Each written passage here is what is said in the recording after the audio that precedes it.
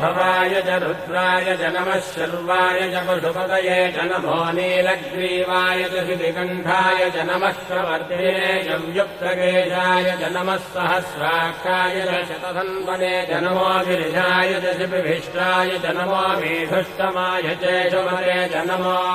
ह्रस्वाय च वामनाय च नमो बृहते च वर्षीयसे च नमो वृद्धाय च संवृद्धने च नमो अग्र्याय च प्रथमाय च नम आशवे च जिराय च नमः शीघ्रियाय च शीघ्राय च नम ऊन्याय च वस्त्रन्याय च नमः स्रोतस्याय च द्वीत्याय च नमो ज्येष्ठाय च कनिष्ठाय च नमः पूर्वजाय च परजाय च नमो मध्यमाय च वकल्भाय च नमो जघन्याय च बुद्धियाय च नमः श्रोभ्याय च प्रतिशल्याय च नमो याम्याय च क्षेम्याय च नमो उर्भज्याय च